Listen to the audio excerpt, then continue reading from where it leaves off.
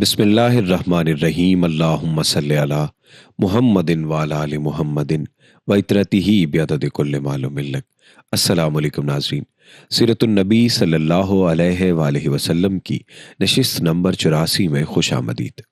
ہماری پچھلی تمام تر نشستوں میں آپ خطوط کے متعلق سن رہے ہیں۔ آج کی اس نشست میں آپ سنیں گے منذر بن سعدی کے نام خط کے متعلق۔ مزید آپ سنیں گے حوزہ بن علی صاحب یمامہ کے نام خط۔ مزید آپ سنیں گے حارث بن ابی شمر غسانی حاکم دمشق کے نام خط کے متعلق۔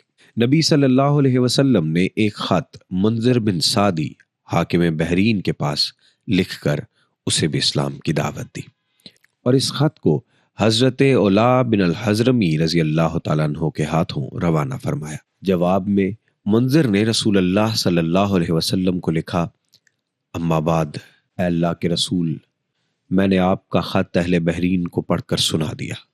بعض لوگوں نے اسلام کو محبت و پاکیزگی کی نظر سے دیکھا اور اس کے حلقۂ بگوش ہو گئے، اور بعض نے پسند نہیں کیا، اور میری زمین میں یہود اور مجوس بھی ہے، لہٰذا آپ اس بارے میں اپنا حکم صادر فرمائیے۔ اس کے جواب میں رسول اللہ نے یہ خط لکھا: بسم اللہ الرحمن الرحیم، محمد الرسول اللہ کی جانب سے منذر بن سعدی کی طرف، تم پر سلام ہو۔ میں تمہارے ساتھ اللہ کی حمد کرتا ہوں جس کے سوا کوئی لائق عبادت نہیں، اور میں شہادت دیتا ہوں کہ محمد اس کے بندے اور رسول ہیں صلی اللہ علیہ وسلم۔ اما بعد، میں تمہیں اللہ عز و جل کی یاد دلاتا ہوں۔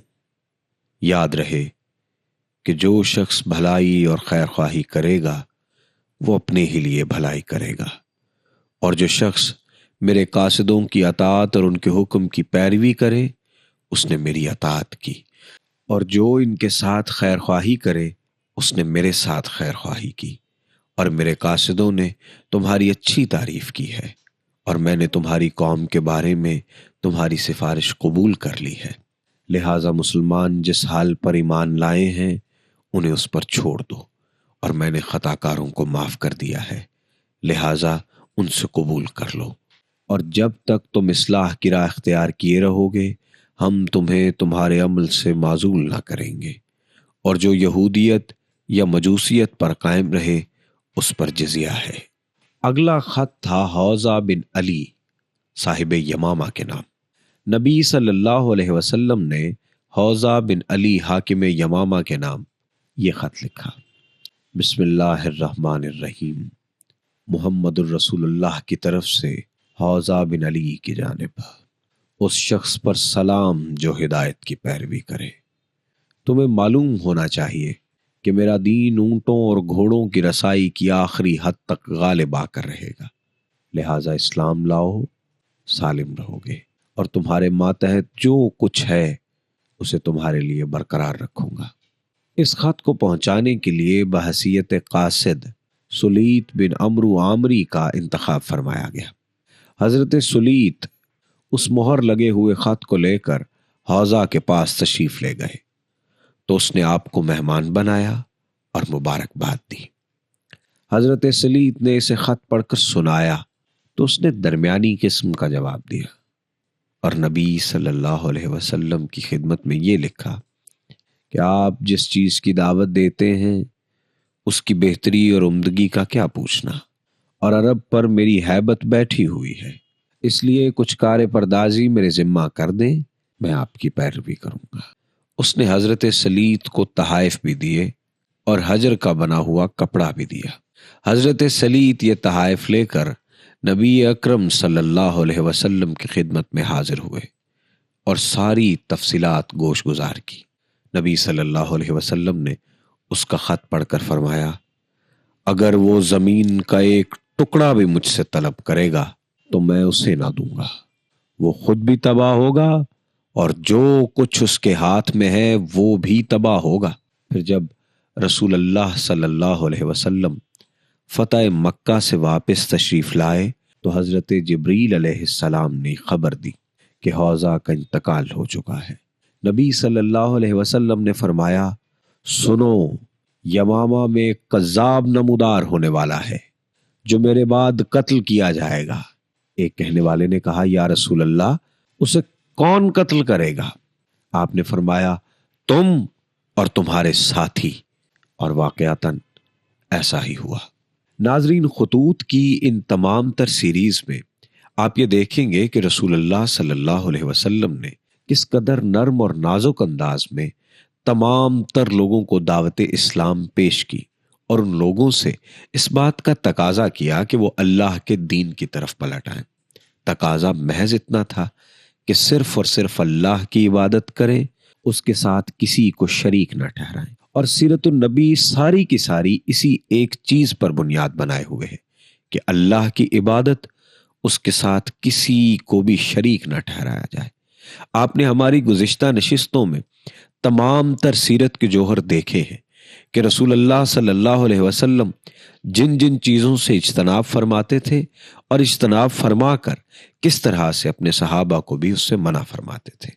یہ رسول اللہ صلی اللہ علیہ وسلم کی دور اندیشی ہی تھی جس کی وجہ سے رسول خدا صلی اللہ علیہ وسلم اپنے خطوط جاری کرتے، خطوط کا جواب دیکھ کر اس بات کا اندازہ بھی لگا لیا کرتے کہ یہ شخص کس قدر کامیاب ہے، یہ بات مان لے گا، اسلام لے آئے گا یا نہیں۔ یہی وجہ ہے کہ جن لوگوں نے خطوط موصول کیے ان پر اللہ کی طرف سے ایک ہیبت طاری ہو جاتی تھی جو ان کے دل میں اسلام کے لیے محبت اور امن کا ایک بیج بو دیتی تھی، اور وہ بیج ان کے علاقوں، ان کے گھروں، ان کے قصبوں، ان کے ٹیلوں، ہر جگہ پر وہ بیج اس قدر پھیلتا گیا کہ پورا عرب اسلام سے سرشار ہو گیا۔ عرب سے شروع ہونے والا یہ اسلام جہاں عربیوں کو فیض بانٹ رہا تھا، وہاں اجمیوں پر بھی اتنا مہربان ثابت ہوا۔ آپ ہماری گزشتہ نشستوں میں سن چکے ہیں کہ رسول اللہ جب مدینہ تشریف لائے تو وہاں پر یہود کی کیا تعداد تھی، اور بعد میں آپ نے یہ بھی سنا کہ وہ یہود وہاں سے نکل کر خیبر میں جا بسے تھے، اور انہی کا پیچھا کرتے ہوئے جنگ خیبر میں نمودار ہوئی۔ آنے والی نشستوں میں آپ جنگ خیبر کے متعلق بھی سنیں گے۔ پھر رسول اللہ صلی اللہ علیہ وسلم نے حارث بن ابی شمر غسانی حاکم دمشق کے نام بھی خط لکھا۔